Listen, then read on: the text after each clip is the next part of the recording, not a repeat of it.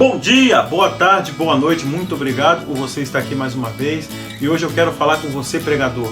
Você aí que prega a palavra, você que ouve a palavra, você que instrui, você que recebe. Quero falar com todos vocês. E você que vai ver o vídeo aí, se você gostar, por favor, me dê essa alegria aí de ter você curtindo o meu vídeo, me compartilhando e principalmente prestando atenção, porque o que mais interessa nesses conteúdos é levar a palavra de Deus até você e trazer de você conhecimentos para que eu possa melhorar e trazer conteúdos ainda mais valorosos. Não deixe de falar pelo menos um oi aqui nos comentários, tá bom? Vamos embora pro vídeo.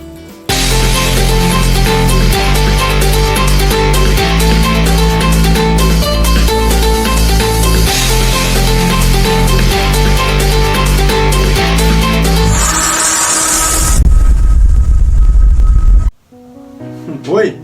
Não é isso que eu quis dizer. Você já ouviu alguém fazer essa afirmação? Em algum lugar ao longo da linha, seus pensamentos, suas ideias, suas intenções foram mal interpretadas para que outros mal entendessem o que se dizia. Pode ser perigoso, você sabe. Uma palavra mal colocada em uma mensagem de texto, uma inflexão mal utilizada na voz, uma pausa mal interpretada em uma conversa de repente, as coisas são percebidas de uma maneira que nunca foi planejada. Isso não é o que eu quis dizer. Eu me pergunto, com que frequência Deus diz isso durante a hora da pregação? Nada é mais perigoso para a Igreja de Jesus Cristo do que tirar uma mensagem da Escritura fora do contexto. Grande parte da heresia e apostasia desenfreada que encontramos na cultura é o resultado de pregações mal colocadas, imprecisas e sensivelmente carregadas em nossos púlpitos. Muitas vezes, quando os pregadores convidam uma congregação a ler um texto, eles acabam tirando de contexto. Tal prática não só dilui o significado da passagem, mas expõe simultaneamente o povo de Deus à verdade mal interpretada, enfraquecendo assim a fé. Se você ler as epístolas pastorais de Paulo, você encontrará um tema contínuo: pregar a palavra de Deus, ser fiel ao texto, não ensinar outra doutrina, repreender aqueles que abraçam o erro, ficar comprometido com a exposição, ser trabalhador, ser o mestre da palavra. Esta é uma das principais razões pelas quais eu recorro à pregação expositiva. A pregação não deve ser uma plataforma de lançamento na atmosfera de nossos próprios pensamentos e opiniões. Deve ser prancha de mergulho, onde mergulhamos nas profundezas do que Deus já decretou. Quando Paulo disse, nós temos a mente de Cristo, ele implicou que podemos saber que Cristo pensa através do significado contextual de sua palavra. Portanto, o significado contextual da Escritura é a chave para a pregação bíblica. Pense nisso. Nós recusamos informações de fora do contexto de todos os outros locais da vida. Não nos atrevemos a tomar uma medicação sem conhecer o parâmetro daquela medicação. Não permitimos que nossos filhos saiam com alguém sem que detalhemos aí especificamente quem são. Nós não damos dinheiro a uma causa sem uma pesquisada adequada. Não nos oferecemos para trabalhar em alguma obra de caridade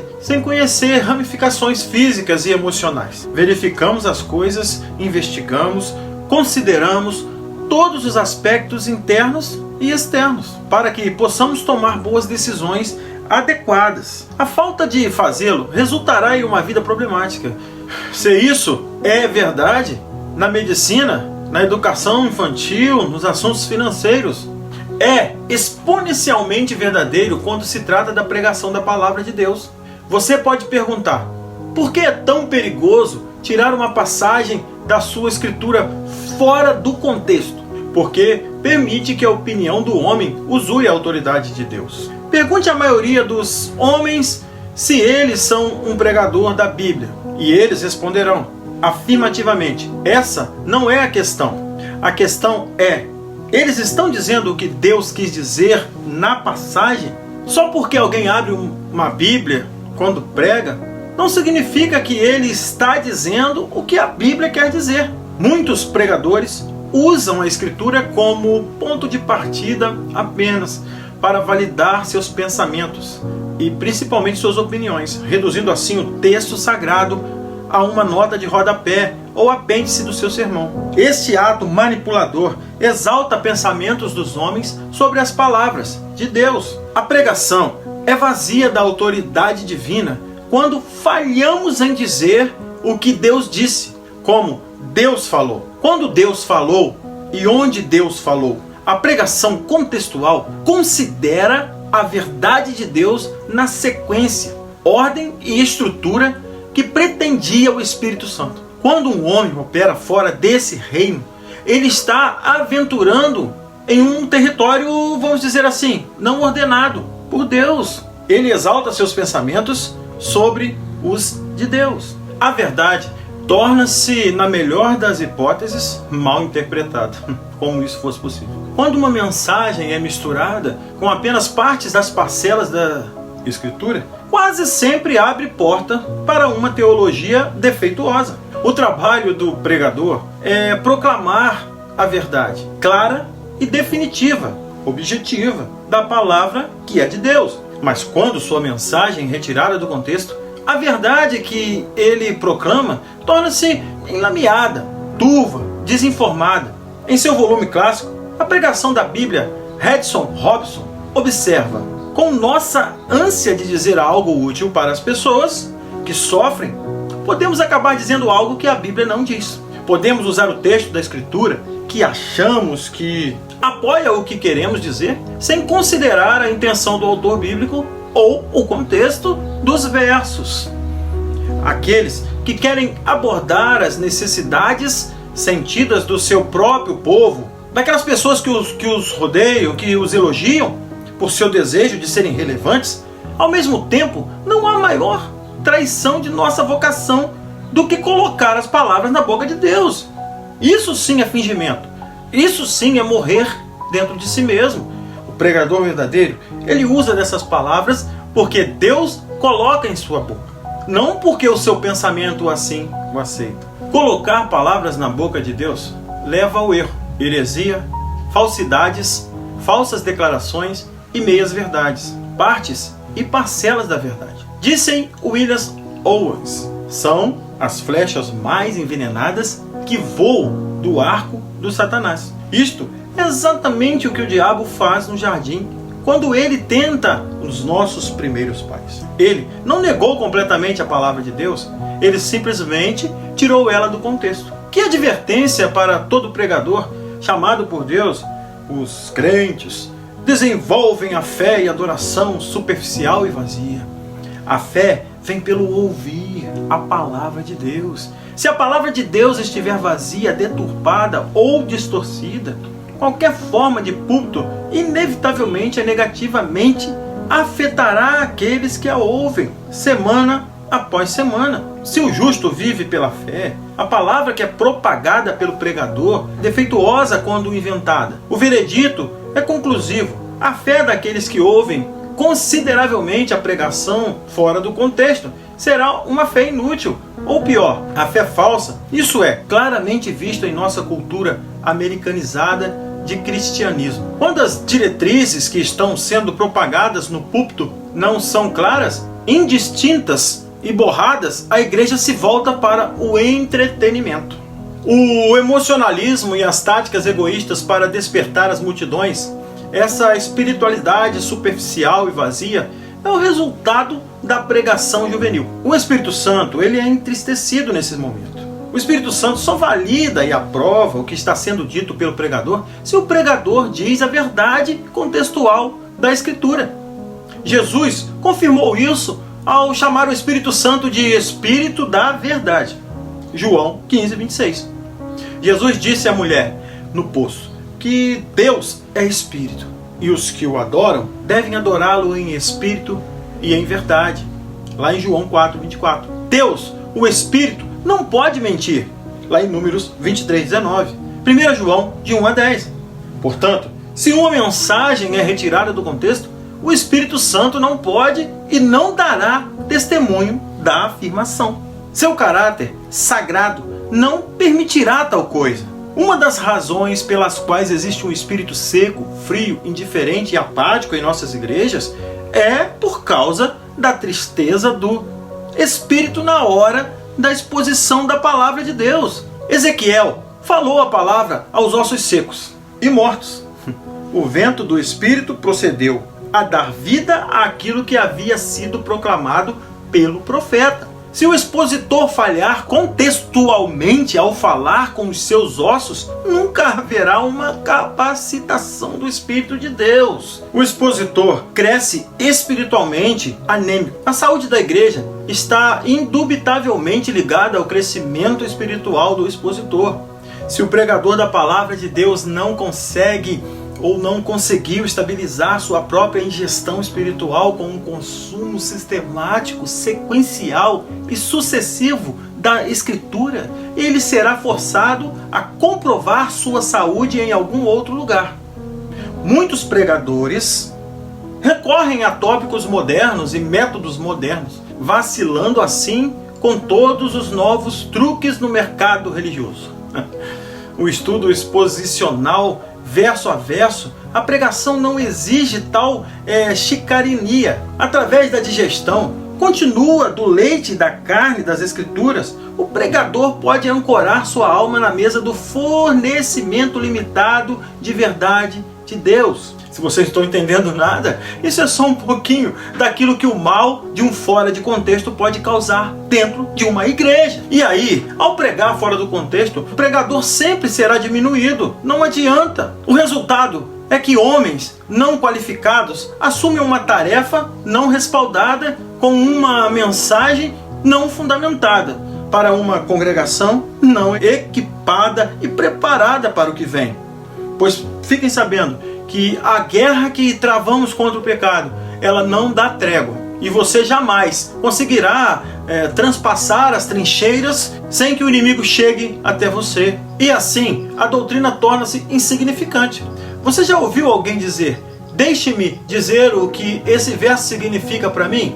Essa é uma abordagem arriscada da Escritura, porque não importa que um verso diga ou signifique para mim ou para você. O que realmente importa nesses casos é o que o verso significa em seu contexto. O significado do verso e o significado do verso sem aditivos, superficiais e anedóticos, a igreja conhece as suas doutrinas fundamentais através do significado contextual da Escritura. Mas se um verso significa uma coisa para mim e outra coisa para você, toda a nossa doutrina está sujeita a um pensamento e um gesto de caprichos.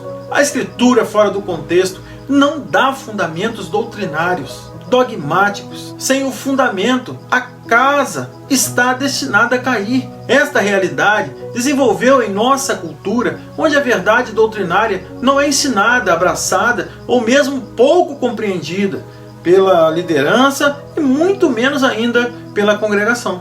Deus não é glorificado. A Bíblia diz no Salmo 138, versículo 2: pois engrandeceste acima de tudo o teu nome e a tua palavra. Santo é o nome de Deus, indescritível e não escrito aos antigos de antigamente. No entanto, aqui o salmista declara a glória e a majestade da palavra de Deus. A façanha mais horrivelmente imaginável de qualquer expositor é manejar mal o que Deus magnificou acima de seu próprio nome. Tirar uma passagem de contexto não só despoja o pregador de sua autoridade, como também oculta a glória que Deus deseja manifestar ao seu povo. Se Deus quisesse que sua palavra fosse compreendida e conhecida de outra maneira, Ele teria escrito e ordenado assim. Mas Ele nos deu como é. Portanto, para a glória de Deus, que possamos dar aos homens da mesma forma no contexto. Deus, em sua infinita sabedoria, jamais faria para nós alguma coisa que desprezasse em nós a nossa autoridade e a nossa vida como somos hoje, pois o próprio Deus nos fez assim. Somos indescritivelmente pensativos talvez até ilusórios em alguns assuntos, mas Deus nos fez a sua imagem e semelhança para que nós pudéssemos entender que, se Ele quisesse, nós seríamos como os animais. Essa vida que temos é simplesmente para que nós entendamos que não somos nada sem Deus. E se você não entende assim, eu apenas quero te desejar uma reviravolta na sua mente. Que Deus possa sim fazer parte da sua vida e que você possa entender que as palavras ditas por certos homens não são para que você releve e leve ela tão relevante em sua vida. O que tem que ficar certo dentro da sua mente e na sua vida é que Deus fala para que você possa se achegar a Ele, entendendo que Ele é quem coordena tudo. E sem Ele, nada do que existe existiria. Por isso, seja fiel àquele que criou você, pois eu tenho certeza que, por mais que você não entenda o que Deus disse, eu posso te garantir que, mesmo sem entender, você vai ser surpreendido.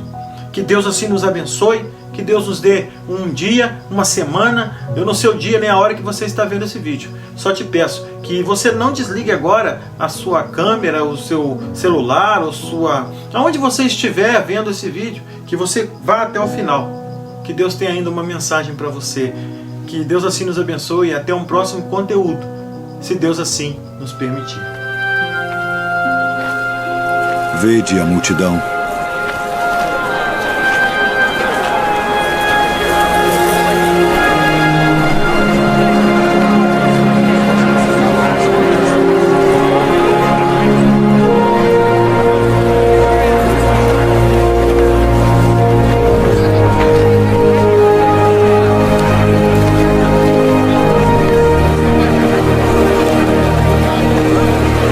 Deserto, e o dia está já muito adiantado.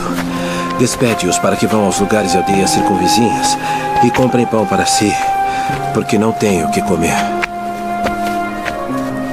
Dai-lhes vós de comer. Iremos nós e compraremos 200 dinheiros de pão para lhes darmos de comer? Quantos pães tendes? 5.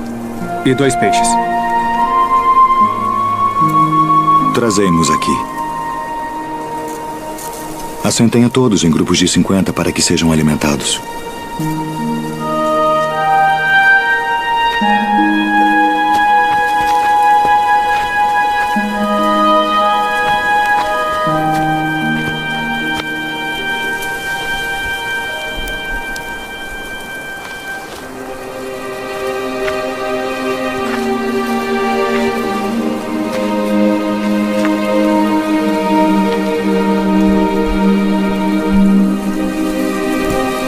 Pai, Senhor do céu e da terra, graças te dou pelas muitas bênçãos.